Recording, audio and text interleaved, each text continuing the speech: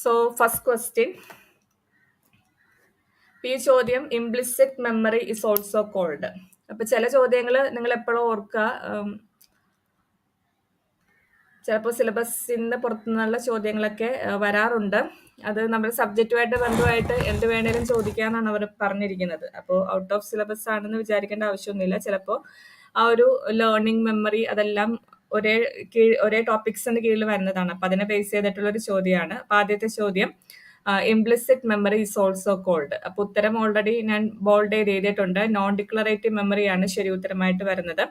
അപ്പൊ അത് എക്സാമ്പിൾ ആയിട്ട് നിങ്ങൾക്ക് ആലോചിക്കാവുന്നത്, ഇപ്പൊ നിങ്ങൾ സൈക്ലിംഗ് ഒക്കെ ചെയ്യാറുണ്ട്. അപ്പൊ നമുക്കറിയാം സൈക്ലിംഗ് എന്ന് പറയുന്നത് ആദ്യം നമ്മളത് പ്രാക്ടീസ് ചെയ്യണം. അതൊന്ന് മാസ്റ്റർ ചെയ്ത് കഴിഞ്ഞിട്ടുണ്ടെങ്കിലാണ് നമുക്കത് ഓടിക്കാനായിട്ട് സാധിക്കുള്ളൂ. ഇപ്പൊ സൈക്ലിംഗ് ആണെങ്കിലും അതേപോലെ തന്നെ ടൂ വീലറോ കാറോ എന്താന്ന് വെച്ചിട്ടുണ്ടെങ്കിൽ, പക്ഷെ കുറെ നാൾ നിങ്ങളത് സൈക്ലിംഗ് ചെയ്തില്ല എന്ന് വെച്ചിട്ട് കുറെ നാൾ കഴിഞ്ഞാൽ നിങ്ങളത് മറന്നു പോകത്തൊന്നുമില്ല. കുറച്ച് നാൾ കഴിഞ്ഞ് നിങ്ങൾ വീണ്ടും ശ്രമിച്ചാലും നിങ്ങൾക്ക് പഴയ പോലെ തന്നെ ഓടിക്കാനൊക്കെ സാധിക്കും.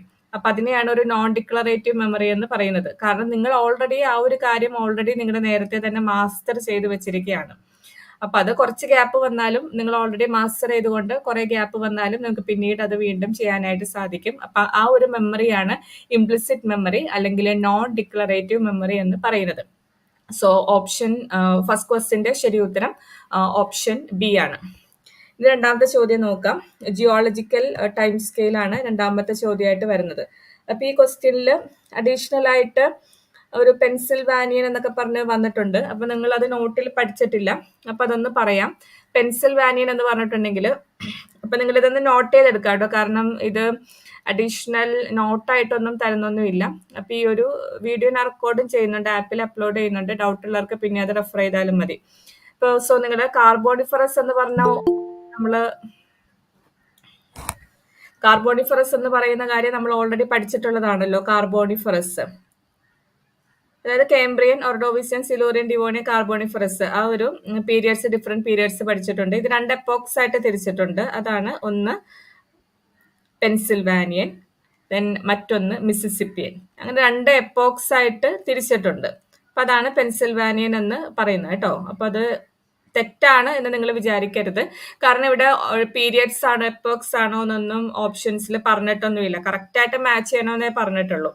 അപ്പൊ ഡിവോണിയൻ നോക്കുക. ഡിവോണിയൻ എന്തായാലും മാമൽസ് അല്ല. കാരണം മാമൽസ് ഒരിക്കലും ഡിവോണിയനിലോ ഒറിജിൻ ചെയ്തിട്ടേ ഇല്ല. ഡിവോണിയൻ എന്ന് പറഞ്ഞിട്ടുണ്ടെങ്കിൽ ഫിഷസ് ഡോമിനേറ്റ് ചെയ്ത ഒരു പീരിയഡ് ആണ്. Devonian is known as age of fishes. Mammals ഒരിക്കലും അവിടെ വന്നിട്ടേ ഇല്ല. അപ്പൊ ഓപ്ഷൻ ആദ്യത്തേത് നമുക്ക് തെറ്റാണെന്നുള്ളത് പൂർണ്ണമായിട്ടും പറയാം.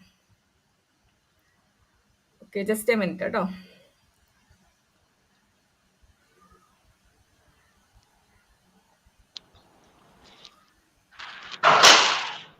ഓക്കെ, ദെൻ രണ്ടാമത്തത് പെൻസിൽവാനിയൻ. പെൻസിൽവാനിയൻ ഫിഷസ് ശരിയാണ്.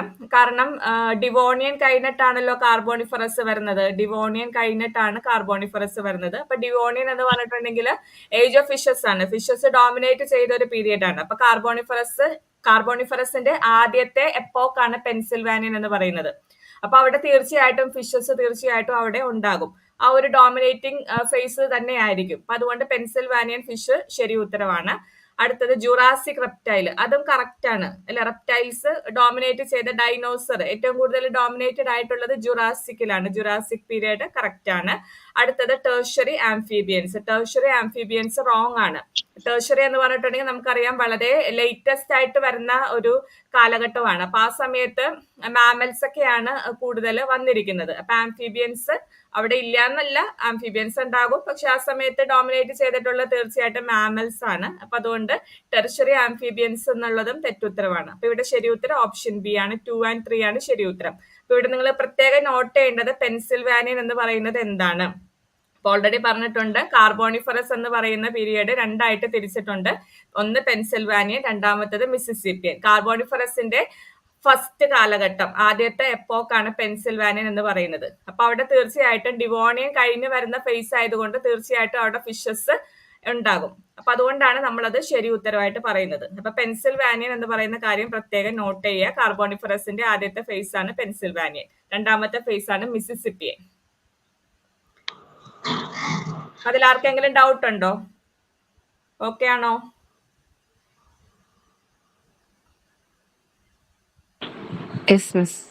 ഓക്കെ,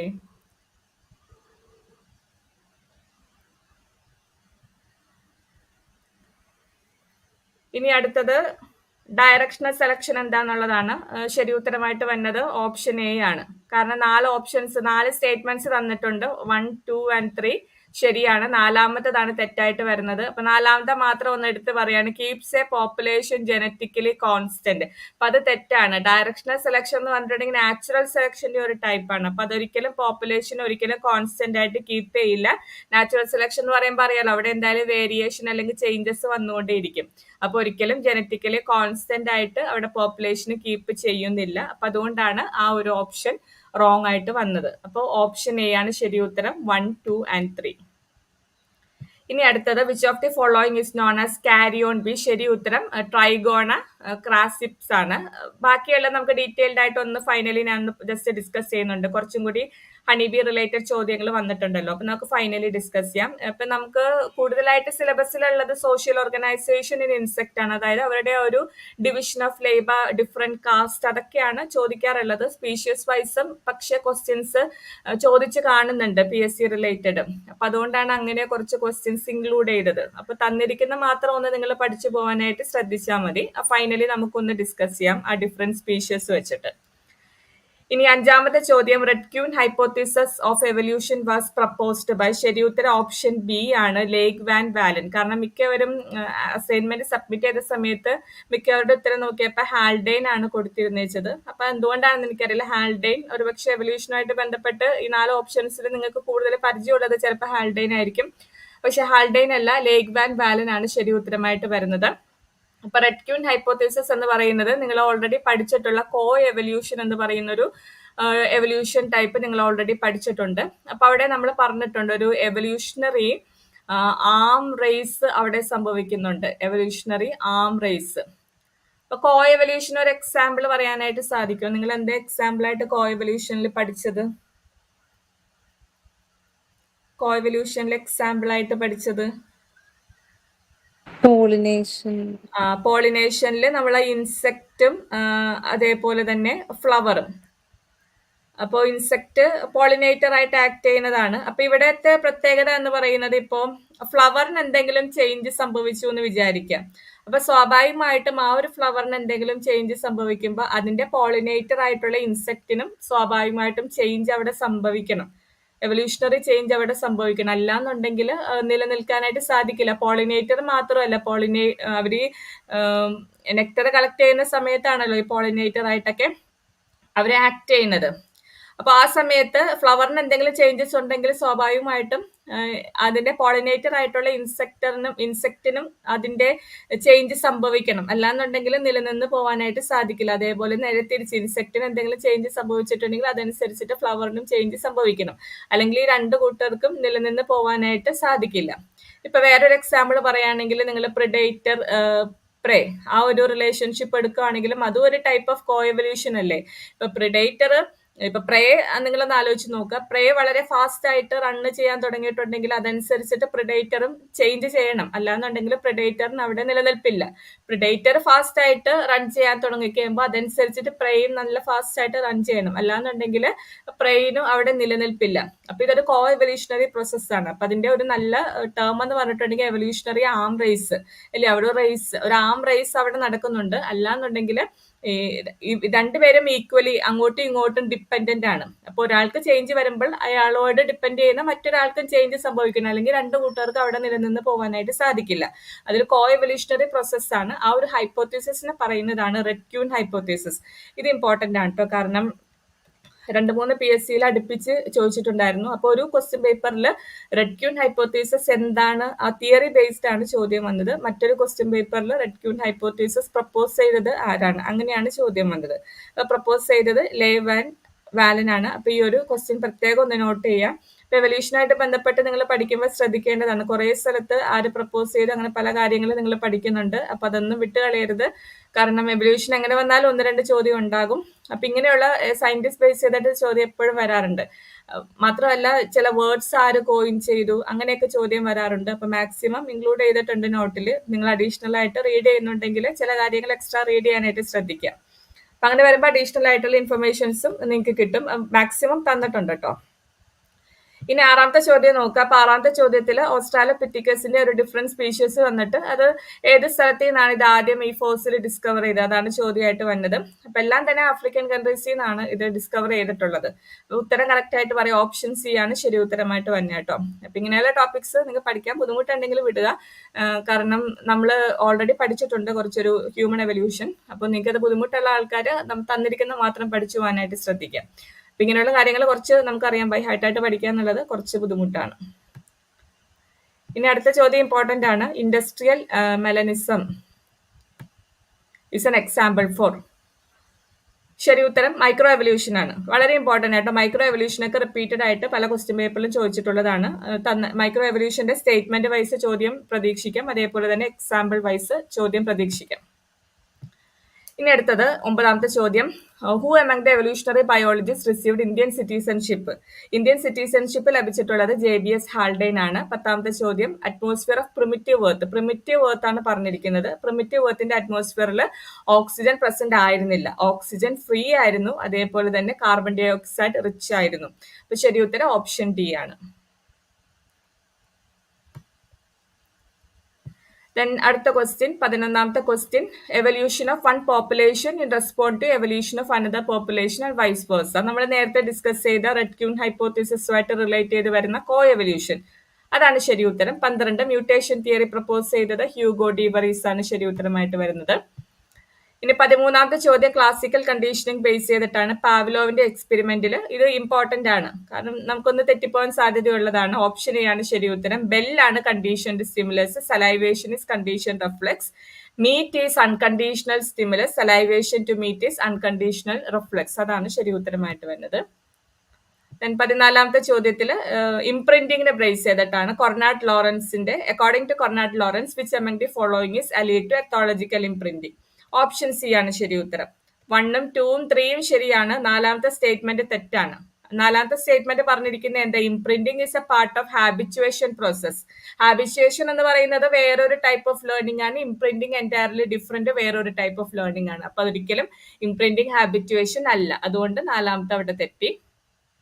അടുത്തത് റീകാപ്പിറ്റുലേഷൻ തിയറി വാസ് പ്രപ്പോസ്ഡ് ബൈ. അതിന്റെ ശരി ഉത്തരം ഏർണസ്റ്റ് ഹെയ്ക്കൽ ആണ്. സോ അത് പിന്നീട് ഞാൻ ഡിസ്കസ് ചെയ്യാം എന്താണ് റീകാപ്പിറ്റുലേഷൻ തിയറി എന്നുള്ളത്. അത് ഓർത്ത് വയ്ക്കുക. ഏർണസ്റ്റ് ഹെയ്ക്കൽ ആണ് ശരി ഉത്തരം.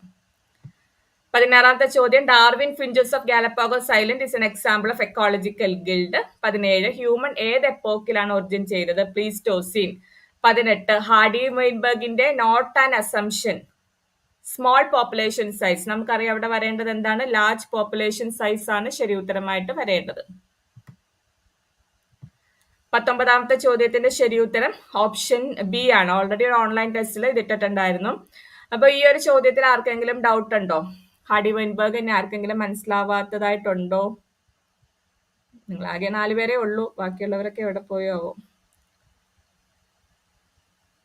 എക്സ്പ്ലെയിൻ ചെയ്യണോ? ആർക്കെങ്കിലും മനസ്സിലാവാൻ സാധിക്കാത്ത ആരെങ്കിലും ഉണ്ടോ ഈ കൂട്ടത്തില്?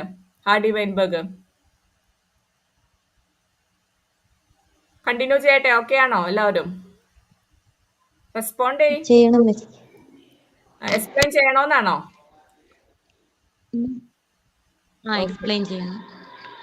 ഇതിൽ ആദ്യം നിങ്ങൾ ശ്രദ്ധിക്കേണ്ട ക്വസ്റ്റ്യനിൽ പറഞ്ഞിരിക്കുന്നത് ഹാർഡി വൈൻബർഗ് ഇക്വിലിബ്രിയത്തിൽ ഡോമിനന്റ് അല്ലിയിൽ കളർ ബി ആണ്. ബി ഫോർ ബ്ലാക്ക്, അതാണ് ഡോമിനന്റ് ആയിട്ട് വരുന്നത്.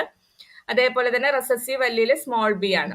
പിന്നെ ചോദ്യത്തിൽ നമുക്ക് തന്നിരിക്കുന്ന ഹിന്റ് എന്ന് പറയുന്നത് if 16% of population is homozygous recessive what will be the present allelic frequency of BB? അതായത് ഹോമോസൈഗസ് ഡോമിനന്റും ഹെട്രോസൈഗസ് ഡോമിനന്റും, അത് രണ്ടുമാണ് ചോദ്യം ചോദിച്ചിരിക്കുന്നത്. ഇതില്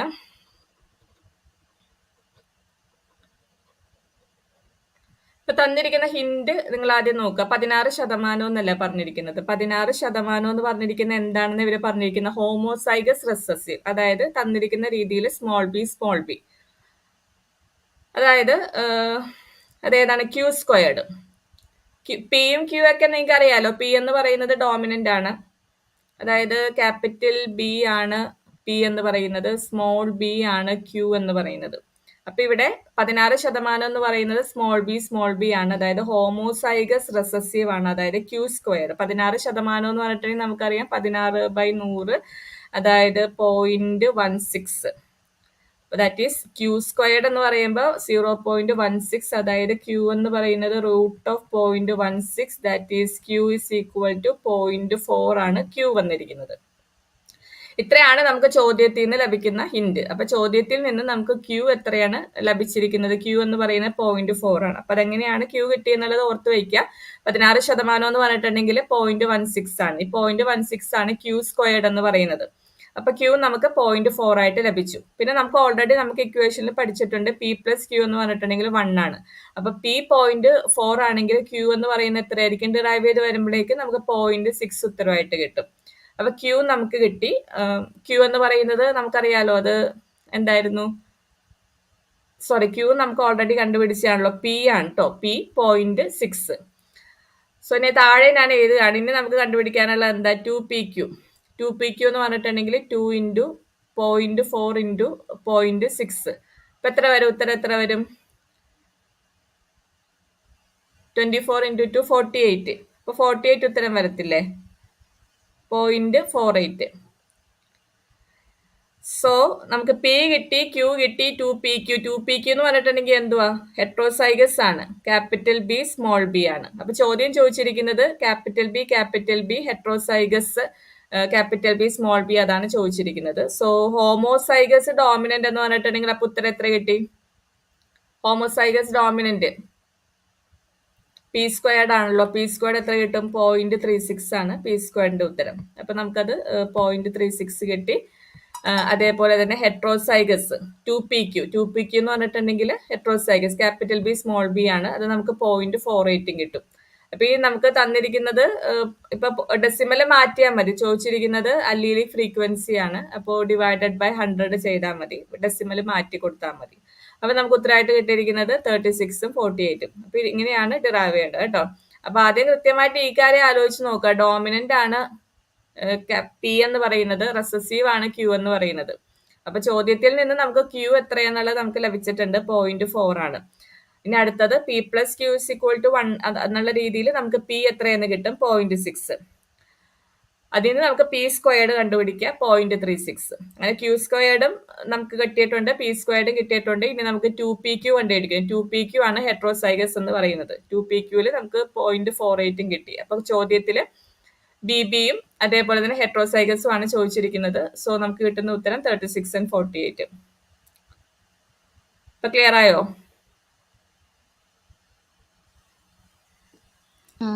ഓക്കെ. അപ്പൊ ഒന്നും കൂടി നിങ്ങൾ പഠിച്ചിട്ടില്ല എന്നുണ്ടെങ്കിൽ ഒന്നും കൂടി ഒന്ന് റിപ്പീറ്റ് ചെയ്ത് നോക്കാനായിട്ട് ശ്രദ്ധിക്കുക കേട്ടോ. വേറെ ഏതെങ്കിലും നോട്ടിലുള്ള പ്രോബ്ലംസും അങ്ങനെയുള്ള കാര്യങ്ങൾ. പിന്നെ ചോദ്യത്തിൽ എപ്പോഴും മിക്കവാറും നമുക്ക് സ്ക്വയർ റൂട്ട് കിട്ടാൻ സാധ്യതയുള്ള നമ്പർ തന്നെയാണ് സാധാരണ ചോദിക്കാൻ സാധ്യതയുള്ള കേട്ടോ. ഇനി 21ാമത്തെ ചോദ്യത്തിൽ an evidence for the molecular clock phenomena is option A evolution of the cytochrome gene ആണ്. ഇതെങ്ങനെ? മോളിക്കുലാർ ക്ലോക്ക് നിങ്ങൾ ഓൾറെഡി പഠിച്ചിട്ടുണ്ട്. നമുക്ക് ഏത് പീരീഡിലാണ് രണ്ട് പേര് തമ്മിൽ ഡൈവേർജ് ചെയ്ത് തുടങ്ങിയ കാര്യങ്ങൾ അറിയാനായിട്ട് സാധിക്കും. ഇപ്പൊ സൈറ്റോക്രോം ജീൻ ഡിഫറെന്റ് ടൈപ്സ്. ഇപ്പൊ സൈറ്റോക്രോം സി പോലെയുള്ള കാര്യങ്ങളൊക്കെ അറിയാമല്ലോ. സൈറ്റോക്രോം സി ഡിഫറെന്റ് ടൈപ്സ് ഉണ്ട്. നമ്മൾ ഇതെങ്ങനെ ചെയ്യണമെന്ന് വെച്ചാൽ രണ്ട് സ്പീഷ്യസ് തമ്മിൽ കമ്പയർ ചെയ്യും. ഇപ്പൊ ഹ്യൂമൻ ആൻഡ് ചിമ്പാൻസി രണ്ട് സ്പീഷ്യസ് ആണ്. ഈ രണ്ടു പേരിലുള്ള സൈറ്റോക്രോം സി തമ്മിൽ കമ്പയർ ചെയ്തിട്ട് തമ്മിൽ എന്തോരം വ്യത്യാസം ഉണ്ടെന്നുള്ളത് നോക്കും. ആ വ്യത്യാസം വെച്ചിട്ടാണ് ഇവർ തമ്മിൽ എപ്പോഴാണ് ഡൈവേർജ് ചെയ്തത്, അല്ലെങ്കിൽ മ്യൂട്ടേഷൻ എന്തോരം സംഭവിച്ചിട്ടുണ്ട് തുടങ്ങിയ കാര്യങ്ങൾ നമുക്ക് മനസ്സിലാക്കാനായിട്ട് സാധിക്കുന്നത്. അപ്പൊ മോളിക്കുലാർ ക്ലോക്കിന്റെ ദ ബെസ്റ്റ് എവിഡൻസ് എന്ന് പറയുന്നത് സൈറ്റോക്രോം ജീനാണ് ശരി ഉത്തരം. ഇനി അടുത്തത് which of the following is considered as the direct descendants of dinosaurs. അത് എയ്പ്സ് ആണ് ശരി ഉത്തരമായിട്ട് തന്നെ കേട്ടോ. അതൊരിക്കലും മാറിപ്പോകരുത്. ഡൈനോസേഴ്സിന്റെ ഡിസെൻഡന്റ് എന്ന് പറയുന്നത് എപ്പോഴും എയ്പ്സ് ആയിരിക്കും. 23ാമത്തെ ചോദ്യത്തിന്റെ ഉത്തരം അനലോഗസും ഹോമോലോഗസും ആണ്. അത് കൺവേർജന്റ് എവല്യൂഷൻ, അതേപോലെ തന്നെ ഡൈവേർജന്റും ഓൾറെഡി നോട്ടിലുള്ളതാണല്ലോ. 24ാമത്തെ ചോദ്യം which of these are the possible outcomes of bottleneck effect. ശരി ഉത്തരം 1 and 2 ആണ്. That is loss of favourable mutation, fixation of deleterious mutation. Deleterious എന്ന് പറയുമ്പോൾ അത്ര നല്ലതല്ലാത്ത കുറച്ച് കാര്യങ്ങൾ, അത് ഫിക്സ്ഡ് ആകും. നല്ല മ്യൂട്ടേഷൻസ്, ഫേവറബിൾ ആയിട്ടുള്ള മ്യൂട്ടേഷൻസ് അവിടെ നഷ്ടപ്പെടും. ഡെലിറ്റേറിയസ് മ്യൂട്ടേഷൻസ് ഫിക്സ്ഡ് ആകും. ഇതാണ് ബോട്ടിൽ നെക്ക് എഫക്റ്റിന്റെ പ്രധാനപ്പെട്ട ഔട്ട്കംസ് എന്ന് പറയുന്നത്. ഓപ്ഷൻ ബി ആണ് ശരി ഉത്തരം. 25 മാനിന്റെ കൾച്ചറൽ എവല്യൂഷൻ എപ്പോഴാണ് സംഭവിച്ചിട്ടുള്ളത്? ക്വാട്ടർണറി പീരിയഡ് ഓഫ് സീനോസോയിക് എറ.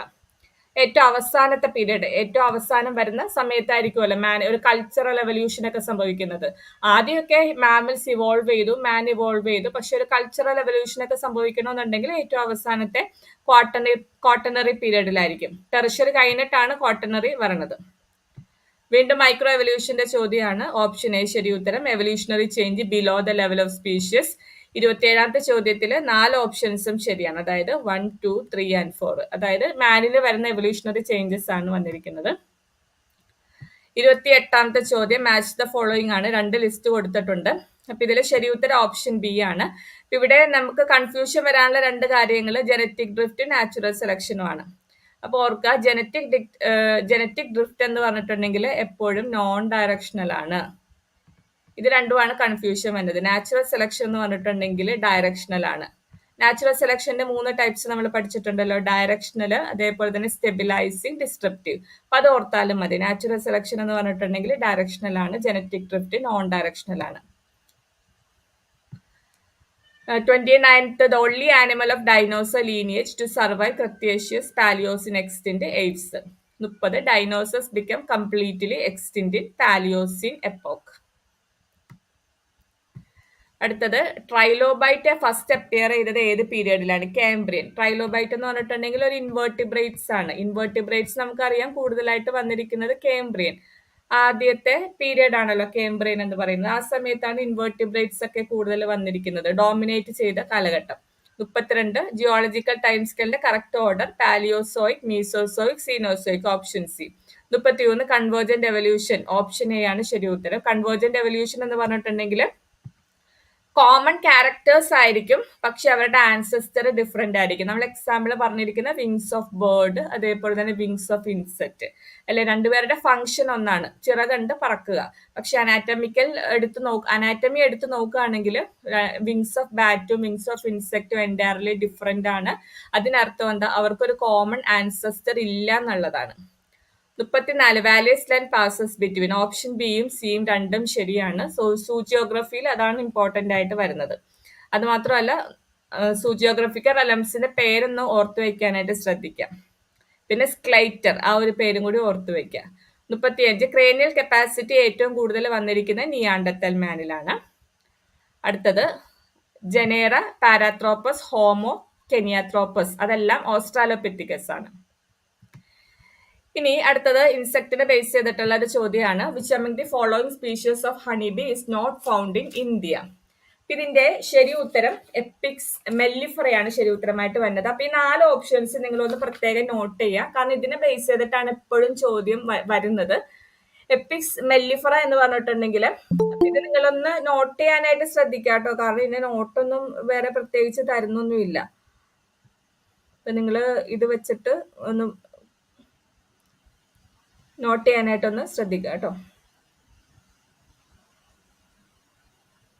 ഓക്കെ, ശ്രീകാന്തിന് എന്തെങ്കിലും ചോദിക്കാനുണ്ടോ? ശ്രീകാന്ത് എന്നല്ലേ പേര്? ശ്രീവിന്ദ് പേര് വന്നിരിക്കുന്നത്. ഹാൻഡ് റൈസ് ചെയ്ത് ഹാൻഡ് റൈസ് ചെയ്തിട്ടുണ്ടല്ലോ, അതാ ഞാൻ ചോദിച്ചത് നേരത്തെ. ഓക്കെ. അപ്പൊ എപ്പിക്സ് മെല്ലിഫറ എന്ന് പറയുന്നത് യൂറോപ്യൻ ബി ആണ്. അപ്പൊ ചോദ്യം എന്തായിരുന്നു? ഇന്ത്യൻ അല്ലാത്തത് ഏതാന്നല്ലേ? അപ്പൊ യൂറോപ്യൻ ബി ആണ് ശരി ഉത്തരം, എപ്പിക്സ് മെല്ലിഫറ. ഇവരുടെ ഒരു പ്രത്യേകത എന്ന് പറഞ്ഞിട്ടുണ്ടെങ്കിൽ ഇവര് ഇന്ത്യൻ അല്ലാന്ന് വെച്ചിട്ട് ഇപ്പൊ ഇന്ത്യയിൽ ഇല്ല എന്നുള്ളതല്ല, ഇന്ത്യയിലേക്ക് ഇൻട്രൊഡ്യൂസ് ചെയ്യപ്പെട്ടിട്ടുണ്ട്. ഇന്ത്യയിൽ ഇത് കൾട്ടിവേറ്റ് ചെയ്യുന്നുണ്ട് ഡൊമസ്റ്റിക് പർപ്പസിന്. ഇവരുടെ പ്രത്യേകത യൂറോപ്യൻ ബീനെ ഇണക്കി വളർത്താനായിട്ട് വളരെ എളുപ്പമാണ്. അപ്പൊ അതുകൊണ്ട് കൾട്ടിവേറ്റ് ചെയ്യാനായിട്ടൊക്കെ ഇവരെ കൂടുതലായിട്ട് യൂസ് ചെയ്യുന്നുണ്ട്. മാത്രമല്ല ഇവരുടെ ഹണിക്ക് വളരെ ക്വാണ്ടിറ്റിയും ക്വാളിറ്റിയും ഒക്കെ കൂടുതലാണ്. അതുകൊണ്ട് എപ്പിക്സ് മെല്ലിഫറ കൾട്ടിവേറ്റ് ചെയ്യാനായിട്ട് കൂടുതൽ ഉപയോഗിക്കുന്നുണ്ട്. ക്വാളിറ്റിയും ഉണ്ട്, ക്വാണ്ടിറ്റിയും ഉണ്ട്. അതേപോലെ തന്നെ മനുഷ്യരോട് ഇത് പെട്ടെന്ന് ഇണക്കി വളർത്താനായിട്ട് വളരെ എളുപ്പമാണ്. അതുകൊണ്ട് എപ്പിക്സ് മെല്ലിഫറ കൂടുതലായിട്ട് യൂസ് ചെയ്യാറുണ്ട്. അതിനെ യൂറോപ്യൻ ബി എന്നാണ് അറിയപ്പെടുന്നത്. അപ്പോൾ ഒറിജിൻ ഇന്ത്യ അല്ല, യൂറോപ്യൻ ആണെന്നുള്ള കാര്യം അണ്ടർസ്റ്റുഡ് ആണല്ലോ. പിന്നെ അടുത്ത ആളാരാണ്? എപ്പിക്സ് ഡോർസേറ്റ. എപ്പിക്സ് ഡോർസേറ്റേനെയാണ് റോക്ക് ബി അല്ലെങ്കിൽ ജയന്റ് ബി എന്ന് പറയുന്നത്. ഇപ്പൊ ജയന്റ് ബി എന്നൊക്കെ പറയുമ്പോൾ തന്നെ അറിയാലോ, സൈസ് എന്തായാലും ഇവർ ഏറ്റവും ലാർജസ്റ്റ് ആണ്. റോക്ക് ബി എന്നൊക്കെ പറയുമ്പോൾ ഇവർ കൂടുതലായിട്ട് കാണുന്നത് റോക്സ്, അതേപോലെ തന്നെ ട്രീസിൽ, മൗണ്ടൻ അങ്ങനെയുള്ള ഏരിയാസിൽ. ഇവര് ഇവരെ നമുക്ക് പെട്ടെന്ന് കൾട്ടിവേറ്റ് ചെയ്യാനൊന്നും പറ്റില്ല. കാരണം ഡിസ്റ്റർബ്ഡ് ആയിട്ടുണ്ടെങ്കിൽ ഇവര് വളരെ അഗ്രസീവ് ആയിരിക്കും. അപ്പൊ നമുക്ക് ഡൊമസ്റ്റിക്കേറ്റ് ചെയ്യാനൊക്കെ വളരെ ബുദ്ധിമുട്ടാണ്. അപ്പൊ സാധാരണ ഇവരുടെ ഹണിയൊക്കെ ലഭിക്കുന്നത് കാടുകളിലൊക്കെ താമസിക്കുന്ന ആൾക്കാര് അവര് പോയി കളക്ട് ചെയ്തിട്ടാണ് നമുക്കിത് കിട്ടുന്നത്. അപ്പൊ ഇത് ഇമ്പോർട്ടന്റ് ആയിട്ട് നോക്കേണ്ടത് റോക്ക് ബി അല്ലെങ്കിൽ ജയന്റ് ബി. പിന്നെ എപ്പിക്സ് ഇൻഡിക്ക. എപ്പിക്സ് ഇൻഡിക്ക എന്ന് പറഞ്ഞിട്ടുണ്ടെങ്കിൽ അത് ഇന്ത്യൻ ഹണി ബി ആണ്. അപ്പൊ ഇന്ത്യൻ സബ് കോണ്ടിനെന്റിലാണ് കാണുന്നത്. ഇന്ത്യയിൽ മാത്രമെന്ന് അർത്ഥമില്ല. ഇന്ത്യ, ബാംഗ്ലാദേശ് അങ്ങനെയുള്ള നമ്മുടെ സറൗണ്ടിങ് സ്ഥലത്തെല്ലാം ഇത് കാണുന്നുണ്ട്. എപ്പിക്സ് ഇൻഡിക്ക അല്ലെങ്കിൽ ഇതിനെ കറക്റ്റ് ആയിട്ട് എപ്പിക്സ് സെറേന ഇൻഡിക്ക, അതാണ് ഇതിന്റെ സബ് സ്പീഷ്യസും കൂടി വരുന്നത് കേട്ടോ. ഈ പേരും കൂടി ഓർത്തിരിക്കുക, എപ്പിക്സ് സെറേന ഇൻഡിക്ക. പിന്നെ ഫൈനലി നമുക്ക് ഒരു സ്പീഷ്യസും കൂടി ഉള്ളത് എപ്പിക്സ് ഫ്ലോറിയ. എപ്പിക്സ് ഫ്ലോറിയ ആണ് ഡ്വാർഫ് ഹണിബി എന്ന് പറയുന്നത്. ഡ്വാർഫ് ആണ്, ഡ്വാർഫ് ഹണിബി. സൈസ് വളരെ ചെറുതാണ്. അപ്പോൾ ഹണിബിയുടെ ഡിഫറെന്റ് സ്പീഷ്യസ് നിങ്ങൾ ഈ 4 കാര്യങ്ങൾ മാത്രം ആലോചിച്ചാൽ മതി. പിന്നെ വേറൊരു ക്വസ്റ്റ്യൻ ഓൾറെഡി ആദ്യം തന്നിട്ടുണ്ട്. അപ്പൊ അത് ഇത് എക്സെപ്ഷണൽ ആയിട്ട് നമുക്കറിയാം, ബാക്കി 4 നമ്മൾ പഠിച്ചിട്ടുണ്ടല്ലോ. അപ്പൊ അങ്ങനെ തെറ്റുത്തരം മാറ്റിയിട്ട് നമുക്ക് അങ്ങനെ ശരി ഉത്തരത്തിലേക്ക് അതിലേക്ക് എത്താനായിട്ട് സാധിക്കും. മെയിൻ ആയിട്ട് ഈ 4 കാര്യങ്ങൾ ഓർത്തിരിക്കുക: മെല്ലിഫറ, ഡോർസേറ്റ, ഇൻഡിക്ക, ഫ്ലോറിയ. മെല്ലിഫറയാണ് European bee, dorsata rock bee അല്ലെങ്കിൽ ജെയിൻ ബി എന്നാണ് പറയുന്നത്. Apis indica Indian honey bee, Apis florea dwarf. നമ്മൾ കൂടുതലായിട്ട് കൾട്ടിവേറ്റ് ചെയ്യുന്നത് മെല്ലിഫറ, ഇൻഡിക്കയൊക്കെയാണ് കേട്ടോ. സോ അടുത്ത ചോദ്യം ലാർജസ്റ്റ് ബി ഏതാണ്? ലാർജസ്റ്റ് ബി എന്ന് പറഞ്ഞിട്ടുണ്ടെങ്കിൽ ജയന്റ് ബി, എപ്പിക്സ് ഡോർസേറ്റി ആണ് ശരി ഉത്തരമായിട്ട് വരുന്നത്. ഇനി അടുത്തത് which of the following hormone is secreted by queen honey bee. Queen honey bee secrete ചെയ്യുന്ന ഒരു ഹോർമോൺ ആണ് ആന്റി ക്യൂൻ ഫിറോമോൺ. കാരണം ഇത് ബാക്കിയുള്ള വർക്കേഴ്സ് വേറെ ആരെയും ക്യൂൻ ആകാതിരിക്കാനായിട്ട് അവരെ സപ്രസ് ചെയ്യും, അവരുടെ ഗൊണാഡ്സിനെയൊക്കെ സപ്രസ് ചെയ്യും. കാരണം ഒരാൾ മാത്രമല്ല ക്യൂൻ ആവുള്ളൂ, വർക്കേഴ്സ് എല്ലാം ഫീമെയിൽ ആണ്. കൂട്ടത്തിൽ റോയൽ ജെല്ലി ലഭിക്കുന്ന ഒരാളാണ് ക്യൂൻ ആയിട്ട് മാറുന്നത്. സോ ക്യൂൻ ആന്റി ക്യൂൻ ഫിറോമോണും കൂടി സെക്രീറ്റ് ചെയ്യുന്നുണ്ട്. കാരണം ആ ഫിറോമോൺ വെച്ചിട്ട് വേറെ വർക്കേഴ്സ്, വേറെ ഫീമെയിൽസ് ഒന്നും അവരുടെ ഗൊണാഡ് ഡെവലപ്പ് ചെയ്ത് അവർ ഫീമെയിൽ ക്യൂൻ ആവാതിരിക്കാനായിട്ട് അവരെ സപ്രസ് ചെയ്യുന്ന ആ ഒരു ഫംഗ്ഷൻ ആണ് ആന്റി ക്യൂൻ ഫിറോമോൺ വരുന്നത്. പേര് സൂചിപ്പിക്കുന്ന പോലെ ആന്റി ക്യൂൻ, വേറെ ആരെയും ക്യൂൻ ആക്കാനായിട്ട് അവർ സമ്മതിക്കില്ല. അത് സെക്രീറ്റ് ചെയ്യുന്നത് നിലവിലുള്ള ക്യൂൻ ആണ്. ആന്റി ക്യൂൻ ഫിറോമോൺ എന്നാണ് ശരി ഉത്തരമായിട്ട് വരുന്നത്. ഇനി അടുത്തത് ഇതിന്റെ ഒപ്പം തന്നെ ഈ ക്യൂനുമായിട്ട് റിലേറ്റ് ചെയ്തിട്ട് ഒരു ചോദ്യം ചോദിച്ചിട്ടുള്ളതാണ്. നാസോനോവ് ഗ്ലാൻഡ്, NA ആണ് കേട്ടോ, നാസോനോവ് ഗ്ലാൻഡ്. ഈ ഒരു ഗ്ലാൻഡ് ഒന്ന് ഇമ്പോർട്ടന്റ് ആണ്, ഒന്ന് പ്രത്യേകം നോട്ട് ചെയ്യുക. നാസോനോവ് ഗ്ലാൻഡ്, ഈ ഒരു ഗ്ലാൻഡ് സെക്രീറ്റ് ചെയ്യുന്നത്, ഈ ഒരു ഗ്ലാൻഡ് പ്രസന്റ് ആയിരിക്കുന്നത് വർക്കർ ഹണിബിയിലാണ്. It is present in the worker honeybee. അപ്പൊ ഇവരുടെ ഫംഗ്ഷൻ എന്ന് പറഞ്ഞിട്ടുണ്ടെങ്കിൽ it's to attract other workers. അപ്പൊ ഇതെല്ലാം ഫിറോമോൺസ് ആണ് ഇവര് സെക്രീറ്റ് ചെയ്യുന്നത്. അപ്പൊ നാസോനോവ് ഗ്ലാൻഡ് വർക്കർ ഹണിബീസിലാണ് കാണുന്നത്. ഈ ഗ്ലാൻഡിന്റെ സെക്രീഷൻ എന്തിനാ ഹെൽപ്പ് ചെയ്യുന്നത്? ബാക്കിയുള്ള വർക്കർ ഹണിബീസിനെ അട്രാക്ട് ചെയ്യാൻ വേണ്ടിയിട്ടാണ് ഈ ഒരു ഗ്ലാൻഡിന്റെ സെക്രീഷൻ ഹെൽപ്പ് ചെയ്യുന്നത്. നാസോനോവ് ഗ്ലാൻഡ്. അപ്പൊ ഗ്ലാൻഡിന്റെ പേര് ഒന്ന് പ്രത്യേകം നോട്ട് ചെയ്യാം.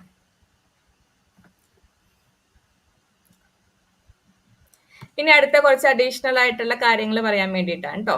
അതിൽ ആദ്യത്തെ കാര്യമാണ് theory of pangenesis. Theory of pangenesis. Theory of pangenesis was put forward by Charles Darwin. So നിങ്ങൾ ഓഗസ്റ്റ് വെയ്ഷ്മാന്റെ ഒരു തിയറി പഠിച്ചിട്ടുണ്ടല്ലോ, ഓഗസ്റ്റ് വെയ്ഷ്മാന്റെ തിയറി. ആ തിയറിയുടെ പേരെന്താണ്? ഓഗസ്റ്റ് വെയ്ഷ്മാന്റെ theory. Theory of germ plasm theory.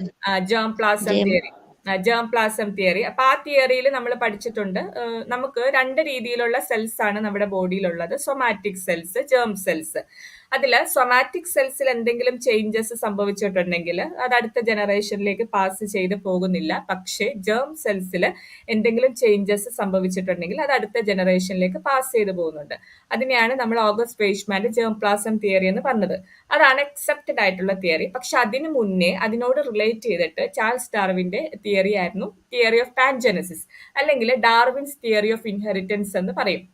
പക്ഷെ ആ തിയറി അക്സെപ്റ്റ് ചെയ്തില്ല. അത് ആ സമയത്ത് അംഗീകരിച്ചിട്ടുണ്ടായിരുന്നു, പിന്നീട് അത് ഡിസ്പ്രൂവ് ചെയ്തതാണ് ഓഗസ്റ്റ് വെയ്ഷ്മാൻ. ഓഗസ്റ്റ് വെയ്ഷ്മാന്റെ തിയറിയാണ് ഇപ്പൊ അക്സെപ്റ്റഡ് ആയിട്ടുള്ളത്. അപ്പൊ അതിന് മുന്നേ ഉണ്ടായിരുന്ന തിയറിയാണ് theory of pangenesis. Theory of പാൻജെനസിസിൽ പറയുന്നത് നമ്മുടെ ബോഡിയിലുള്ള എല്ലാ സെൽസിലും കുറച്ച് മൈന്യൂട്ട് പാർട്ടിക്കിൾസ് ഉണ്ട്, which is known as gemmules. ഈ ജെമ്യൂൾസ് ബോഡിയിലൂടെ സർക്കുലേറ്റ് ചെയ്ത് ഫൈനലി ഗൊണാഡ്സിൽ വന്ന് കോൺഗ്രിഗേറ്റ് ചെയ്യും. അതിനെയാണ് പിന്നീട് അത് അടുത്ത ജനറേഷനിലേക്ക് പാസ് ചെയ്യും. അതിനെയാണ് ഡാർവിൻസ് തിയറി ഓഫ് ഇൻഹെറിറ്റൻസ് അല്ലെങ്കിൽ തിയറി ഓഫ് പാൻജെനസിസ് എന്ന് പറയുന്നത്. ഇത്ര ഓർത്തിരിക്കുക, എല്ലാ സെൽസിലും ജെമ്യൂൾസ് എന്ന് പറയുന്ന ഒരു പാർട്ടിക്കിൾസ് ഉണ്ട്. ഈ പാർട്ടിക്കിൾസ് നമ്മുടെ ബോഡിയിലൂടെ സർക്കുലേറ്റ് ചെയ്തിട്ട് ഫൈനലി ബോഡിയുടെ ഗൊണാഡ്സ് എന്ന് പറയുമ്പോൾ ജേം സെൽസ് ഉള്ള ഗൊണാഡ്സിൽ അവർ സെഗ്രിഗേറ്റ് ചെയ്യും. പിന്നീട് അത് അടുത്ത ജനറേഷനിലേക്ക് പാസ് ചെയ്യും എന്നാണ് ഡാർവിന്റെ തിയറി ഓഫ് പാൻജെനസിസ് അല്ലെങ്കിൽ തിയറി ഓഫ് ഇൻഹെറിറ്റൻസ് പറയുന്നത്. ആ സമയത്ത് അക്സെപ്റ്റഡ് ആയിരുന്നു. പിന്നീട് അത് ഡിസ്പ്രൂവ് ചെയ്തിട്ടാണ് ഓഗസ്റ്റ് വെയ്ഷ്മാന്റെ ജേം പ്ലാസം തിയറി വന്നിരിക്കുന്നത്.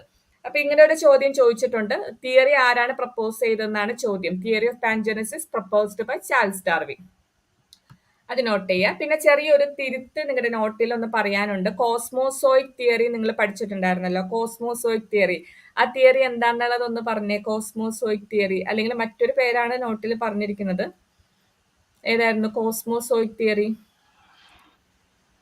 Origin of life, panspermia, origin of ലൈഫിൽ നമ്മൾ പഠിച്ചതാണ്. അതായത് ലൈഫ് ഒറിജിൻ ചെയ്തത് ഭൂമിയിലല്ല, ഭൂമിക്ക് പുറത്ത്, ഔട്ട്സൈഡ് ദി എർത്ത് അല്ലെങ്കിൽ ഏതെങ്കിലും പ്ലാനറ്റ്സിൽ അങ്ങനെയാണ് ലൈഫ് ഒറിജിൻ ചെയ്തത് എന്നാണ് കോസ്മോസോയിക് തിയറി അല്ലെങ്കിൽ തിയറി ഓഫ് പാൻസ്പെർമിയയിൽ പറഞ്ഞിരിക്കുന്നത്. പക്ഷെ അവിടെ തിയറി പ്രപ്പോസ് ചെയ്തത് അറേനിയസ് എന്ന് പറഞ്ഞാണ് നോട്ടിൽ തന്നിരിക്കുന്നത്. അപ്പോൾ അത് നേരത്തെ ഒരു ചോദ്യം ഉണ്ടായിരുന്നുകൊണ്ടാണ് അങ്ങനെ തന്നത്. പക്ഷെ തിയറി പ്രപ്പോസ് ചെയ്തിരിക്കുന്ന റിച്ചർ ആണ്. ആ തിയറീനെ സപ്പോർട്ട് ചെയ്തതാണ് അറേനിയസ്. അപ്പോൾ ഇതൊന്ന് പ്രത്യേകം നോട്ട് ചെയ്യാം കേട്ടോ. റിച്ചർ ആണ് പ്രപ്പോസ് ചെയ്തത്, അറേനിയസ് ആണ് ഇത് സപ്പോർട്ട് ചെയ്തത്. റിച്ചർ പ്രപ്പോസ് ചെയ്തു. അത് ഞാൻ നിങ്ങളുടെ ഒന്ന് PDF ഞാൻ ഒന്ന് സെൻഡ് ചെയ്ത് തന്നേക്കാം. അപ്പൊ ചെറിയൊരു തിരുത്ത് നോട്ടിൽ പറയാനുണ്ട്. റിച്ചർ കോസ്മോസോയിക് തിയറി പ്രപ്പോസ് ചെയ്ത് സപ്പോർട്ടഡ് ബൈ അറേനിയസ്. പിന്നെ അടുത്തത് theory of biogenesis. Theory of നിങ്ങൾ പഠിച്ചിട്ടുള്ളത് തിയറി ഓഫ് എ ബയോജനസിസ് ആണ്. Theory of abiogenesis proposed by Aristotle ആയിരുന്നു. പക്ഷെ അത് ഡിസ്പ്രൂവ് ചെയ്തിട്ട് അതായത് എ ബയോജനസിസ് എന്ന് പറയുമ്പോൾ നോൺ ലിവിങ് തിങ്സിൽ നിന്നാണ് ലൈഫ് ഫോം ചെയ്തത്. പക്ഷെ പിന്നീട് അത് ഡിസ്പ്രൂവ് ചെയ്തത് ലൂയിസ് പാസ്റ്റർ ആണ്. ലൂയിസ് പാസ്റ്റർ പറഞ്ഞത് തിയറി ഓഫ് ബയോജനസിസ്, അതായത് ലിവിങ് തിങ്സിൽ നിന്നാണ് ലൈഫ് ഫോം ചെയ്തത്, നോൺ ലിവിങ് തിങ്സിൽ നിന്നല്ല. അടുത്തത് ബയോജനറ്റിക് ലോ. ബയോജനറ്റിക് ലോ പ്രപ്പോസ് ചെയ്തത് ഏണസ്റ്റ് ഹെയ്ക്കൽ ആണ്. ദെൻ എക്സ്പ്ലെയിൻ ചെയ്യാം കേട്ടോ അത്. ഇനി അടുത്തൊരു ടേം നിങ്ങൾ ഓർത്തിരിക്കേണ്ട atavism. Atavism means appearance of ancestral characters in newborn. Example tail. ചിലപ്പോൾ നിങ്ങൾ ന്യൂസിലൊക്കെ ചിലപ്പോൾ കേട്ടിട്ടുണ്ടാവും, ചില കുഞ്ഞുങ്ങൾ ജനിക്കുമ്പോൾ അവർക്ക് ടെയിൽ ഫോം ചെയ്തിട്ടുണ്ട്. ടെയിൽ എന്ന് പറയുമ്പോൾ മങ്കിനെ പോലെ നീണ്ട ടെയിൽ അങ്ങനെയല്ല, ചെറുതായിട്ട് ടെയിലിന്റെ ചെറിയൊരു ഫോം ന്യൂബോൺ ബേബീസിലൊക്കെ കാണാറുണ്ട്. അത് ആക്ച്വലി നമ്മുടെ ആൻസെസ്ട്രൽ ക്യാരക്ടർ ആണ്. അപ്പൊ അത് വളരെ റെയർ ആയിട്ട് അങ്ങനെ സംഭവിക്കാറുണ്ട്. ആൻസെസ്ട്രൽ ക്യാരക്ടേഴ്സ് ന്യൂ ബോൺസിൽ അപ്പിയർ ചെയ്യുന്നുണ്ട്. അപ്പൊ ആ ഒരു ഫിനോമിനയാണ് നമ്മൾ അറ്റാവിസം എന്ന് പറയുന്നത്. അപ്പൊ വേറെ എക്സാമ്പിൾ പറയുകയാണെങ്കിൽ എക്സ്ട്രാ പെയർ ഓഫ് നിപ്പിൾസ് അങ്ങനെ വരാറുണ്ട്. എക്സ്ട്രാ പെയർ ഓഫ് നിപ്പിൾസ് ഒക്കെ ആൻസെസ്ട്രൽ ക്യാരക്ടർ ആയിട്ട് ചില ന്യൂ ബോൺ ബേബീസിലൊക്കെ വരാറുണ്ട്. അപ്പൊ അത് ആക്ച്വലി അറ്റാവിസം ഫിനോമിനയാണ്. ഇനി വേറൊരു കാര്യം പറയാനുള്ളത്, എവല്യൂഷൻ ഓഫ് മാൻ പഠിച്ച സമയത്ത് ക്രോമാഗ്നൻ മാൻ നിങ്ങൾക്ക് പറഞ്ഞിട്ടുണ്ടായിരുന്നു. അപ്പൊ അതിൽ പറഞ്ഞിച്ചത് ഹോമോ സാപ്പിയൻസ് എന്നായിരുന്നു കൊടുത്തിരുന്നേച്ചത്. പക്ഷെ അതൊരു ടെക്സ്റ്റിൽ കണ്ടതുകൊണ്ടാണ് അങ്ങനെ തന്നത്. പക്ഷെ ചില ക്വസ്റ്റ്യൻ പേപ്പറുകളിൽ ക്രോമാഗ്നൻ മാൻ ഹോമോ സാപ്പിയൻസ് ഫോസിലിസ് എന്ന് കണ്ടിട്ടുണ്ട് കേട്ടോ. അപ്പൊ അതുകൊണ്ട് അതൊന്ന് തിരുത്തിയേക്കണം. PDF സെൻഡ് ചെയ്ത് തന്നേക്കാം. അപ്പൊ ഹോമോ സാപ്പിയൻസ് ആണ് നമ്മൾ മോഡേൺ മാൻ എന്ന് പറയുന്നത് കേട്ടോ. മോഡേൺ മാൻ നമ്മളെല്ലാം ഹോമോ സാപ്പിയൻസ് ആണ്, സബ്സ്പീഷ്യസ് സാപ്പിയൻസ് ആണ്. അപ്പൊ ക്രോമാഗ്നൻ മാൻ എന്ന് പറയുന്നത് നമുക്ക് മുന്നേ ഉണ്ടായിരുന്നവരാണ്. അപ്പൊ അതിന്റെ സബ്സ്പീഷ്യസ് ഫോസിലസ് ആണ്, ഹോമോ സാപ്പിയൻസ് ഫോസിലസ്. അപ്പൊ അത് ഒന്ന് നോട്ട് ചെയ്തോളണം. ഇനി അടുത്തത് ബയോജനറ്റിക് ലോ. നമ്മൾ നേരത്തെ ക്വസ്റ്റ്യൻ പേപ്പറിലും അസൈൻമെന്റിലും പറഞ്ഞിരുന്നു ബയോജനറ്റിക് ലോ എന്താണെന്നുള്ളത്. പിന്നെ അടുത്തത് അതാണ് എക്സ്പ്ലെയിൻ ചെയ്യുന്നത് കേട്ടോ. ബയോജനറ്റിക് ലോ മറ്റൊരു പേര് recapitulation theory. Recapitulation theory was proposed by Ernst Haeckel. ഇതിനെ വേറൊരു രീതിയിൽ പറയാം, ഓണ്ടോജനി റീകാപ്പിറ്റുലേറ്റ്സ് ഫൈലോജനി. ഇതാണ് ഫേമസ് ആയിട്ടുള്ള ഒരു ഫ്രേസ്, ഓണ്ടോജനി റീകാപ്പിറ്റുലേറ്റ്സ് ഫൈലോജനി. ഇതിനെയാണ് റീകാപ്പിറ്റുലേഷൻ തിയറി അല്ലെങ്കിൽ ബയോജനറ്റിക് ലോ എന്ന് പറയുന്നത്. അപ്പൊ ഇങ്ങനെയാണ് the development of the embryo of an animal from fertilization to gestation go through stages resembling successive adult stages in the evolution of animals remote ancestors. ഇപ്പൊ ontogeny എന്ന് പറയുന്നത് എന്താണ്? എംബ്രിയോ ഡെവലപ്പ് ചെയ്യുന്നത് ഫ്രം ഫെർട്ടിലൈസേഷൻ ടു ജസ്റ്റേഷൻ, അതിനെയാണ് ontogeny എന്ന് പറയുന്നത്. Fertilisation period മുതൽ gestation എന്ന് പറയുമ്പോൾ എന്താ, അടുത്ത ജനറേഷനിൽ കൊടുക്കുന്ന ഒരു ഹാച്ചിങ് പീരീഡ്. അപ്പൊ ഫെർട്ടിലൈസേഷൻ മുതൽ ജസ്റ്റേഷൻ വരെയുള്ള പീരീഡ് ആണ് ഓണ്ടോജനി. and it goes through stages resembling successive adult stages in the evolution of animals remote ancestors. അതാണ് ഫൈലോജനി. ഇപ്പൊ എക്സാമ്പിൾ പറയുകയാണെങ്കിൽ ടാഡ്പോൾ നിങ്ങൾക്ക് അറിയാം, ആംഫിബിയൻസിന്റെ ലാർവയാണ് ടാഡ്പോൾ. അപ്പൊ ടാഡ്പോൾ എടുത്തു കഴിഞ്ഞിട്ടുണ്ടെങ്കിൽ അതിന് മുന്നേ ഉള്ള ഫിഷസിന്റെ അഡൽട്ടുമായിട്ടല്ലേ ടാഡ്പോളിന് സിമിലാരിറ്റി ഉള്ളത്. ഇപ്പൊ ടാഡ്പോൾ എന്ന് പറഞ്ഞിട്ടുണ്ടെങ്കിൽ നമുക്കറിയാം ലാർവൽ ഫോം ആണ്, ആംഫിബിയൻസിന്റെ ലാർവൽ ഫോം ആണ്. അപ്പൊ ഒരു എവല്യൂഷണറി പ്രോസസ്സ് നമ്മൾ എടുക്കുമ്പോൾ ആദ്യം വന്നത് കോർഡേറ്റയുടെ കേസിൽ ആദ്യം വന്നത് ഫിഷസ് ആണ്, പിന്നെയാണ് ആംഫിബിയൻസ്, റെപ്റ്റൈൽസ്, സേവ്സ്, മാമൽസ് അങ്ങനെ വന്നത്. ഇപ്പൊ ആംഫിബിയൻസ് എടുക്കുമ്പോൾ ആംഫിബിയൻസിന്റെ ലാർവൽ ഫോം ആയിട്ടുള്ള ടാഡ്പോൾ എടുക്കുകയാണെങ്കിൽ അതിന് സിമിലാരിറ്റി ഉള്ളത് ഏതാ? അതിന്റെ ആൻസസ്റ്റർ ആയിട്ടുള്ള ഫിഷസിന്റെ അഡൽട്ടുമായിട്ടാണ് അതിന് സിമിലാരിറ്റി ഉള്ളത്. അതിനെയാണ് ഓണ്ടോജനി, റീക്യാപിറ്റുലേറ്റ്സ്, ഫൈലോജനി. ഫൈലോജനി എന്താന്നുള്ളത് പറഞ്ഞിട്ടുണ്ട്. Stage resembling successive adult stage in the evolution of animals remote ancestors. അപ്പൊ അവരുടെ ആൻസസ്റ്ററിനോടാണ് സിമിലാരിറ്റി വന്നത്. അപ്പൊ ഈ ഒരു എക്സാമ്പിൾ എപ്പോഴും ഓർത്തിരിക്കുക കേട്ടോ. Tadpole resembles fishes. അപ്പൊ ഫിഷസ് എന്ന് പറയുന്നത് ഇവരുടെ ആൻസസ്റ്റർ ആണ്, കാരണം ഫിഷസിൽ നിന്നാണ് ആംഫിബിയൻസ് ഇവോൾവ് ചെയ്തിരിക്കുന്നത്. ഇതിനെയാണ് ബയോജനറ്റിക് ലോ അല്ലെങ്കിൽ റീക്യാപിറ്റുലേഷൻ തിയറി എന്ന് പറയുന്നത്. ഇതിനെ ഓണ്ടോജനി, റീക്യാപിറ്റുലേറ്റ്സ്, ഫൈലോജനി ആ ഒരു സിംഗിൾ വേർഡ് വെച്ചിട്ടാണ് ഇത് നമ്മൾ എക്സ്പ്ലെയിൻ ചെയ്യുന്നത്. ഓക്കെ, അപ്പൊ ഈ ഒരു ലോ എല്ലാവർക്കും ക്ലിയർ ആയോ? ഓക്കെ ആണോ? അല്ലെങ്കിൽ എക്സ്പ്ലെയിൻ ചെയ്യണോ? ഇത് കൂടുതലായിട്ട് തിയറി ബേസ്ഡ് ചോദ്യം അങ്ങനെ വരാറില്ല. ഈ തിയറിയുടെ ഇത് തന്നിട്ട് ഇതാര് പ്രപ്പോസ് ചെയ്തു എന്നാണ് ചോദ്യം വരാറുള്ളത്. ഓക്കെ ആണോ ബയോജനറ്റിക് ലോ? Okay okay okay. ഇനി അടുത്തൊരു കാര്യം എന്ന് പറയുന്നത്, ഈ ഒരു ബയോജനറ്റിക് ലോ പിന്നീട് അടുത്ത ലോ വന്നിട്ടുണ്ട്. Embryological support for evolution was discovered by von Baer. അപ്പൊ വോൺ ബെയറിന്റെ ലോ ഒന്നും ഡീറ്റെയിൽഡ് ആയിട്ട് പറയുന്നില്ല. അപ്പൊ അടുത്ത ലോ എംബ്രിയോളജിക്കൽ ലോ ഓർത്ത് വെച്ചാൽ മതി, അത് വോൺ ബെയർ ആണ്. അതായത് ഈ ഏണസ്റ്റ് ഹെയ്ക്കലിന്റെ ബയോജനറ്റിക് ലോ ഡിസ്പ്രൂവ് ചെയ്തത് വോൺ ബെയർ ആണ്. അപ്പൊ അത് കുറച്ച് കൂടുതലുണ്ട്, അപ്പൊ അതുകൊണ്ടാണ് അത് എക്സ്പ്ലെയിൻ ചെയ്യാത്തത്. നിങ്ങൾ അഡീഷണൽ ആയിട്ട് റീഡ് ചെയ്താലും മതി, അല്ലെങ്കിൽ ആ പേരൊന്ന് ഓർത്ത് വെച്ചാലും മതി. Von Baer's law, biogenetic law disprove ചെയ്ത് അടുത്ത ലോ കൊണ്ടുവന്ന ആള് വോൺ ബെയർ ആണ്. അപ്പൊ വോൺ ബെയേഴ്സ് ലോ ഒന്ന് ഓർത്ത് വയ്ക്കുക. ഇനി അടുത്തത് ജിയോളജിക്കൽ ടൈം സ്കെയില് നിങ്ങൾക്ക് പഠിക്കാനായിട്ട് ബുദ്ധിമുട്ട് ഉണ്ടെങ്കിൽ നമ്മള് ട്രിക്സ് പോലെയൊക്കെ പഠിക്കുമല്ലോ, മെനോമിക്സ് പോലെയൊക്കെ പറയുമല്ലോ. അപ്പൊ അങ്ങനെ ഒരു കാര്യമാണ് ഇത്. കോമൺ ആയിട്ട് പൊതുവെ പറയാറുള്ള രണ്ട് കാര്യങ്ങളാണ്. അപ്പൊ ആദ്യത്തേത് പീരിയഡ്സ് കറക്റ്റ് ആയിട്ട് പഠിക്കാൻ വേണ്ടിയിട്ടാണ്. അപ്പൊ ഇതൊന്ന് ഓർത്ത് വെച്ച് നിങ്ങൾക്ക് ഓർക്കാൻ ബുദ്ധിമുട്ടുള്ളവര് ഇതൊന്ന് പഠിച്ചു വെച്ചാലും മതി. Camels often sit down carefully perhaps they join creek. അപ്പൊ നിങ്ങൾക്ക് അറിയുമെന്ന് എനിക്കറിയില്ല, അറിയാവുന്നവർക്ക് അത് വെച്ച് പഠിക്കാം. അപ്പൊ ക്യാമൽസ് എന്ന് പറയുമ്പോൾ അത് എന്തിനാ പറയുന്നത്?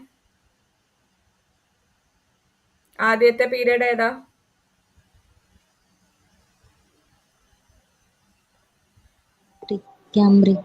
കാംബ്രിയൻ. അപ്പൊ ക്യാമൽ എന്ന് പറയുമ്പോഴേക്കും ഇവിടെ കാംബ്രിയൻ ആണ് ഉദ്ദേശിക്കുന്നത്. ഇപ്പൊ കയ്യിൽ നോട്ട് ഉണ്ടെങ്കിൽ, ഞാൻ ഇപ്പൊ വെറുതെ എഴുതുന്നില്ല, കയ്യിൽ നോട്ട് ഉണ്ടെങ്കിൽ അത് നോക്കിയാലും മതി. കാരണം അതാണ് കൂടുതലായിട്ട് എക്സാമിന് ഈ ക്രോണോളജിക്കൽ പീരീഡ് ചോദിക്കുമ്പോൾ കൂടുതലായിട്ടും ചോദിക്കുന്നത് ഇങ്ങനെയാണ്. അപ്പൊ ആദ്യത്തത് ക്യാമൽ എന്ന് പറഞ്ഞിട്ടുണ്ടെങ്കിൽ ഇത് കാംബ്രിയൻ. അടുത്തത് ഓഫൺ. ഓഫൺ എന്ന് പറയുമ്പോൾ കാംബ്രിയൻ കഴിഞ്ഞ അടുത്ത ഏതാണ്? ഓർഡോവിസിയൻ. സിറ്റ് ഇപ്പൊ ഏതാണ്? സിലൂറിയൻ. അടുത്തത് ഏതാണ്? ഡിവോണിയൻ. Devonian for D. പിന്നെ അടുത്തത് കെയർഫുള്ളി, കാർബോണിഫറസ്. പിന്നെ അടുത്ത ഏതാ? Perhaps, Permian. അപ്പൊ അതാണ് ആദ്യത്തെ പീരിയഡ്സ്, അതായത് പാലിയോസോയിക്കിൽ വന്നതാണ്. ഇപ്പൊ ഇത്രയും കാര്യങ്ങൾ പറയുന്നത് പാലിയോസോയിക് ആണ്. പാലിയോസോയിക് ആണ് ആദ്യത്തെ എറ. പിന്നെ അടുത്ത വന്നത് ഏതാണ്? മീസോസോയിക് ആണ്. മീസോസോയിക്കിൽ വരുന്നത് ഇത് മൂന്നുമാണ് മീസോസോയിക്കിൽ വരുന്നത്. മീസോസോയിക്കിൽ വരുന്ന ആദ്യത്തെ പീരീഡ് എന്ന് പറയുന്നത് ഇപ്പൊ ഡെയറിന്റെ ഏതാണ്? ട്രയാസിക്, ജെയുടെ ജുറാസിക്, സിആർ ക്രക്ടേഷ്യസ്. ഇപ്പൊ ഇത്രയും പഠിച്ചു വെച്ചിട്ടുണ്ടെങ്കിൽ അത്രയും പീരിയഡ്സ് നിങ്ങൾക്ക് കറക്റ്റ് ആയിട്ട് ഓർത്ത് വെക്കാനായിട്ട് സാധിക്കും. സോ വളരെ എനിക്ക് തോന്നുന്നത് ഇത് ഈസിയാണ്. Camel's often sit down carefully perhaps the joints creek. അത് ഓർത്ത് വെച്ചാൽ മതി. അതൊരു ഫ്രേസ് ആണല്ലോ. അപ്പൊ അങ്ങനെ ഓർത്ത് വെച്ചിട്ട് ഇതുപോലെ തന്നെ, അല്ലെങ്കിൽ നിങ്ങൾക്ക് ക്രോണോളജിക്കൽ ഓർഡർ ഓപ്ഷൻസ് തരുമ്പോൾ ഇനി അഥവാ ബൈ ഹൈറ്റ് ആയിട്ട് അറിയില്ലെങ്കിലും ഈ ഒരു COSD എന്നൊക്കെ പറഞ്ഞ് ഓർത്താലും നിങ്ങൾക്ക് അത് കിട്ടാവുന്നതേ ഉള്ളൂ. അപ്പൊ ഇത് പാലിയോസോയിക്കിന്റെ മീസോസോയിക്കിന്റെ രണ്ട് പീരിയഡ്സിന്റെ ക്രോണോളജിക്കൽ ഓർഡർ കറക്റ്റ് ആയിട്ട് പഠിക്കാൻ വേണ്ടിയിട്ടുള്ളതാണ് കേട്ടോ ഇത്. ഇനി അടുത്തത് put eggs on my plate please honey. അതും നമുക്ക് ഓർത്ത് വെക്കാനായിട്ട് ഈസി ആയിട്ടുള്ളതാണ്. അപ്പൊ ഇതെന്ന് പറഞ്ഞിട്ടുണ്ടെങ്കിൽ ഫൈനലി നമ്മൾ എപ്പോക്ക് കുറച്ച് പഠിച്ചിട്ടുണ്ട്. അതായത് സീനോസോയിക്ക് അല്ലെ, പാലിയോസോയിക്ക്, മീസോസോയിക്ക്, പിന്നെ അടുത്തതാണ് സീനോസോയിക്ക്. സീനോസോയിക്കില് 2 പീരിയഡ്സ് ഉണ്ട്, ടെർഷ്യറി, ക്വാട്ടർണറി. അത് വീണ്ടും ഡിഫറെന്റ് എപ്പോക്സ് ആയിട്ട് തിരിച്ചിട്ടുണ്ട്. ഈ എപ്പോക്സ് പഠിക്കാനായിട്ടാണ് ഈ ഒരു മെനോമിക്സ് അല്ല കേട്ടോ. Put eggs on my plate please honey. അപ്പൊ ഇതില് പുട്ട് എന്ന് പറയുമ്പോ ഏതാണ്? പാലിയോസീൻ. പാലിയോസീൻ ആണ്. അടുത്തത് എഗ് എന്ന് പറയുമ്പോൾ അത് ഇയോസിൻ. ഇയോസിൻ ആണ്. പിന്നെ അടുത്തത് ഓൺ. ഓൺ എന്ന് പറയുമ്പോൾ അത് ഒലിഗോസീൻ ആണ്. ദെൻ അടുത്തത് മൈ എന്ന് പറയുമ്പോൾ മിയോസീൻ. പിന്നെ അടുത്തത് പ്ലിയോസീൻ. അപ്പൊ നിങ്ങൾ പ്ലേറ്റിന്റെ പിയും എല്ലും രണ്ടും കൂടി നിങ്ങൾ ഓർക്കുക. പ്ലിയോസിൻ. കാരണം ആദ്യം നമ്മൾ പുട്ടിന് നമ്മൾ പാലിയോസിൻ പറയുന്നുണ്ട്. അപ്പൊ 2 പി അവിടെ വന്നതുകൊണ്ട് കൺഫ്യൂഷൻ വരരുത്. പാലിയോസിൻ ആണ് പുട്ടിന് വന്നത്, പ്ലേറ്റിന് പ്ലിയോസിൻ. പ്ലേറ്റിന്റെ പിയും എല്ലും ഓർത്ത് വയ്ക്കുക. അപ്പൊ പ്ലിയോസിൻ.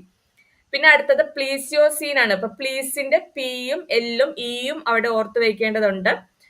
പ്ലീസ്റ്റോസീൻ. പിന്നെ അടുത്ത ഹണിയുടെ ഹോളോസീൻ. അപ്പൊ ഇങ്ങനെ ഇത് കൃത്യമായിട്ട് ഫൈനൽ എപ്പോക്സ് ഓർത്ത് വയ്ക്കുക. Put eggs on my plate please honey, Palaeocene, Eocene. കാരണം നമുക്ക് ചിലപ്പോൾ പേരുകളെല്ലാം നമ്മുടെ മനസ്സിലുണ്ടാവും, ഓർഡർ ആയിരിക്കും ചിലപ്പോൾ കൺഫ്യൂഷൻ വന്നത്. അപ്പൊ പാലിയോസിൻ, ഇയോസിൻ, ഒലിഗോസിൻ, മിയോസിൻ. പ്ലേറ്റ് വരുമ്പോൾ ഓർക്കുക PL, പ്ലിയോസിൻ. അടുത്തത് Pleistocene, PLE. Then finally Holocene. അപ്പൊ ഇത്രയും കാര്യം ഉണ്ടെങ്കിൽ എനിക്ക് തോന്നുന്നു നമുക്ക് ആ ജിയോളജിക്കൽ ടൈം സ്കെയിൽ നിങ്ങൾക്ക് ബൈ ഹാർട്ട് ആയിട്ട് പഠിച്ചു വെക്കേണ്ട കുറച്ച് കാര്യങ്ങൾ ഓർത്ത് വെക്കാനായിട്ട് പറ്റും. പിന്നെ ഇവിടെ അഡീഷണൽ ആയിട്ടുള്ളത് ഇതിന്റെ ഓരോ ഇവന്റ്സ് എല്ലാം നിങ്ങൾ കൃത്യമായിട്ട് പഠിച്ചു വെക്കാനായിട്ട് ശ്രദ്ധിക്കുക. ഏറ്റവും ഇമ്പോർട്ടന്റ് ആയിട്ടുള്ളതാണ് കേംബ്രിയൻ, ഓർഡോവീസിയൻ, സിലോറിയൻ പോലെയുള്ള കാര്യങ്ങളൊക്കെ റിപ്പീറ്റഡ് ആയിട്ട് ചോദിക്കാറുള്ളതാണ്. കൂടുതലായിട്ട് ക്രോണോളജിക്കൽ ഓർഡർ ചോദിക്കാറുണ്ട്. അപ്പൊ ഇത് ജിയോളജിക്കൽ ടൈം സ്കെയിൽ വളരെ ഇമ്പോർട്ടന്റ് ആണ്, അതൊരിക്കലും സ്കിപ്പ് ചെയ്ത് കളയരുത്. ഓക്കെ, ഇനി അടുത്തത് ഒരു 2 ടോപ്പിക്കും കൂടി എക്സ്ട്രാ ഒന്ന് പറയാനുണ്ട്. ഇപ്പൊ നിങ്ങൾ ടാക്സിസ് എന്ന് പറയുന്ന ഒരു കാര്യം നമ്മൾ ഓൾറെഡി പഠിച്ചിട്ടുള്ളതാണ്. ടാക്സിസ് അതിൽ തന്നെ 1-2 എണ്ണം. ഇപ്പൊ ജിയോ ടാക്സിസ് നിങ്ങൾക്കറിയാം. ജിയോ ടാക്സിസ് എന്ന് പറയുമ്പോൾ ഗ്രാവിറ്റേഷണൽ ഫോഴ്സിന് അതിനനുകൂലമായിട്ടുള്ള ടാക്സിസ് ആണ്. അതായത് ആനിമല് ഒരു പർട്ടിക്കുലർ സ്റ്റിമുലസിന് അനുകൂലമായിട്ടോ അല്ലെങ്കിൽ പ്രതികൂലമായിട്ടോ ആനിമൽസ് മൂവ് ചെയ്യും. അതിനെയാണ് നമ്മൾ ടാക്സിസ് എന്ന് പറയുന്നത്. ഇതില് ഒരു ടാക്സിസ് ഒന്ന് പറയാണ് തിക്മോടാക്സിസ്. ചിലതൊക്കെ നിങ്ങൾക്ക് ചിലപ്പോൾ അറിയുമായിരിക്കും. ഇപ്പൊ ബോട്ടണിയിലാണെങ്കിലും നമുക്ക് ഇത്, എനിക്ക് തോന്നുന്നു നിങ്ങൾക്ക് ഇത് പഠിക്കാനുണ്ടാകും.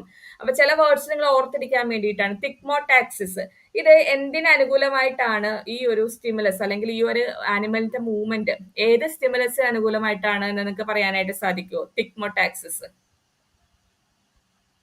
പറയാൻ പറ്റുമോ? തിക്മോടാക്സിസ് എനി ഐഡിയ? എന്തെങ്കിലും ഒന്ന് പറഞ്ഞു.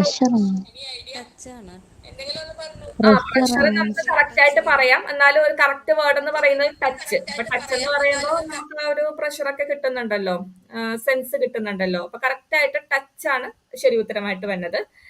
ഇനി അടുത്ത ഒരെണ്ണമാണ് റിയോടാക്സിസ്. അപ്പൊ റിയോടാക്സിസ് മീൻസ് സ്വിമ്മിങ് എഗെയിൻസ്റ്റ് കറന്റ്. അതായത് ഫിഷസിന്റെ കേസിലൊക്കെ നമുക്കറിയാലോ, ഫിഷസ് ഒക്കെ ഈ വാട്ടർ കറന്റില് അവർ സ്വിം ചെയ്യുന്ന സമയത്ത് അവർ വാട്ടർ കറന്റിന് അനുകൂലമായിട്ട് നിന്ന് കഴിഞ്ഞിട്ടുണ്ടെങ്കിൽ ആ ഒഴുക്കിൽ അവരങ്ങ് ഒഴുകിപ്പോകും. പക്ഷെ അവർക്ക് ആ ഒരു പൊസിഷനിൽ തന്നെ നിൽക്കണമെന്നുണ്ടെങ്കിൽ വാട്ടർ കറന്റിന് എഗെയിൻസ്റ്റ് ആയിട്ട് അവർ സ്വിം ചെയ്യണം അല്ലെ. അപ്പൊ അതിനെയാണ് റിയോടാക്സിസ് എന്ന് പറയുന്നത്, സ്വിമ്മിങ് എഗെയിൻസ്റ്റ് ദി കറന്റ്. അപ്പൊ എക്സാമ്പിൾ ആയിട്ട് നമ്മുടെ ഫിഷസ് ഒന്ന് ഓർത്ത് വെച്ചാൽ മതി. ഫിഷസ് ഒരിക്കലും അനുകൂലമായിട്ട് അവര് വാട്ടർ കറന്റിന് അനുകൂലമായിട്ട് ഒരിക്കലും നിൽക്കില്ല, എഗെയിൻസ്റ്റ് ആയിട്ടാണ് അവർ സ്വിം ചെയ്യേണ്ടത്. എന്നാൽ മാത്രമേ അവർക്ക് ആ പൊസിഷൻ കീപ്പ് ചെയ്യാനായിട്ട് സാധിക്കുള്ളൂ. ഇനി അടുത്ത ഒരു ടാക്സിസ് ആണ് ഗാൽവാനോടാക്സിസ്. ഗാൽവാനോടാക്സിസിനെ നമുക്ക് ഇലക്ട്രോടാക്സിസ് എന്ന പേരും കൂടി അവിടെ ഉണ്ട്. ഇലക്ട്രോടാക്സിസ് മറ്റൊരു പേരാണ് galvanotaxis. That means movement in response to an electric current. അപ്പൊ ഇലക്ട്രിക് കറന്റിന് അനുകൂലമായിട്ടുള്ള മൂവ്മെന്റ് ആണ് ഗാൽവാനോടാക്സിസ് എന്ന് പറയുന്നത്. അതിന് എക്സാമ്പിൾ ആയിട്ട് നമുക്കിപ്പോ പറയാം ബാക്ടീരിയ അല്ലെങ്കിൽ ഈ പ്രോട്ടോസോവ തുടങ്ങിയ എക്സാമ്പിൾസ് ഒക്കെ ഗാൽവാനോടാക്സിസ് കാണിക്കുന്ന അതിന് എക്സാമ്പിൾ ആയിട്ട് പറയാവുന്നതാണ് കേട്ടോ. ഇനി അടുത്തൊരു ടാക്സിസ് ഇപ്പൊ ജിയോടാക്സിസ്. ജിയോടാക്സിസ് നിങ്ങൾക്ക് അറിയാലോ, ഗ്രാവിറ്റിക്ക് അത് പോസിറ്റീവ് ആകാം നെഗറ്റീവ് ആകാം അല്ലെ. ഗ്രാവിറ്റിക്ക് അനുകൂലമായിട്ട് പോസിറ്റീവില് ജിയോടാക്സിസ്, നെഗറ്റീവില് ജിയോടാക്സിസ്. പിന്നെ മറ്റൊന്ന് ഫോട്ടോടാക്സിസ്. അങ്ങനെ ഡിഫറെന്റ് ടൈപ്സ് ഒക്കെ ഉണ്ട്. അപ്പൊ ഈ നമുക്ക് കൺഫ്യൂഷൻ വന്ന ആ പേര് മാത്രം ഒന്ന് നോക്കി വെക്കുക. തിക്മോടാക്സിസ് എന്ന് പറഞ്ഞാൽ എന്താണ്? Touch. Rheotaxis swimming against current. Galvanotaxis means electrotaxis ആണ്. ജിയോടാക്സിസ് ഗ്രാവിറ്റി ആണ്. പിന്നെ മറ്റൊന്നുള്ളത് ഫോട്ടോടാക്സിസ്. ഫോട്ടോടാക്സിസ് നമുക്ക് എല്ലാവർക്കും അറിയാവുന്ന തന്നെയാണ് അല്ലെ, ലൈറ്റിന്. ഇനി അടുത്ത ഒരു ടോപ്പിക്കും കൂടി ഒന്ന് പറയാനുണ്ട്.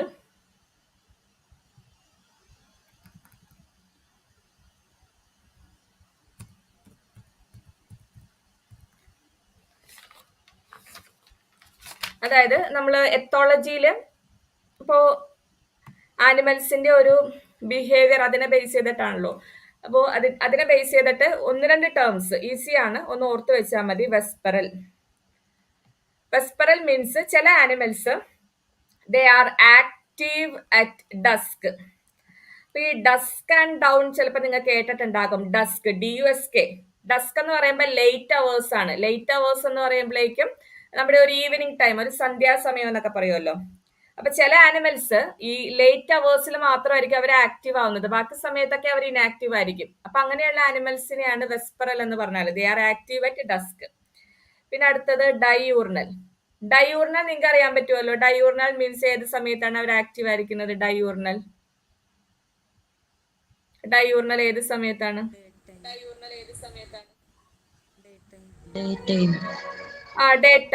ഡേ ടൈം ആണ് കറക്റ്റ് ആയിട്ട് വന്നത്. അപ്പൊ അത് നിങ്ങൾക്ക് അറിയാം. അടുത്തത് auroral. Auroral means they are active at down.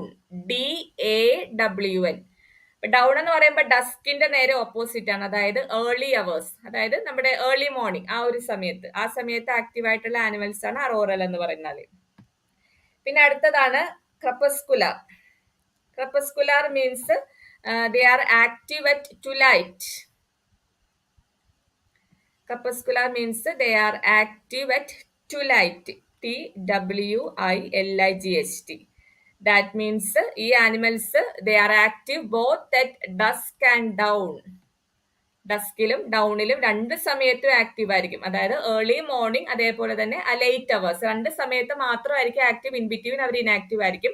അപ്പൊ അങ്ങനെയുള്ള ആനിമൽസ് ആണ് ക്രപ്പസ്കുലാർ എന്ന് പറഞ്ഞാല്. അപ്പൊ ഈ 4 കാര്യങ്ങളൊന്ന് ഓർത്ത് വെക്കുക. കാരണം ഇങ്ങനെയുള്ള ടേംസ് ഒക്കെ ചിലപ്പോൾ ചോദിക്കാൻ സാധ്യതയുണ്ട്. കാരണം അത് വളരെ ജനറൽ ആയിട്ടുള്ള ടേം ആയതുകൊണ്ടാണ് ഒന്ന് എടുത്തു പറയുന്നത് കേട്ടോ. വെസ്പെറൽ, ഡയൂർണൽ, ഒറോറൽ, ക്രപ്പസ്കുലർ.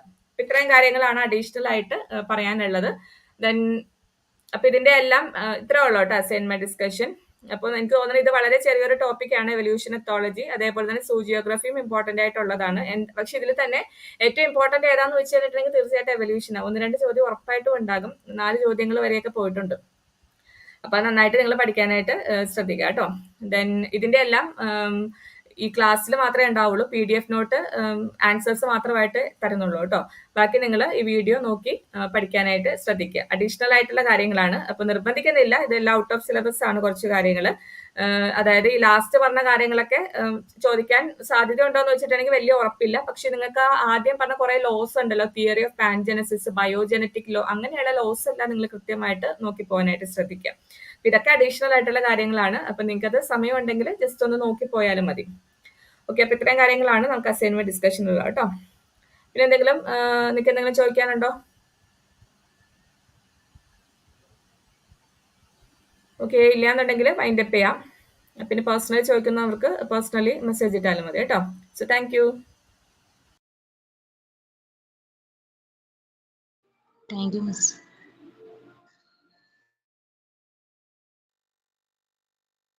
Thank you, Miss.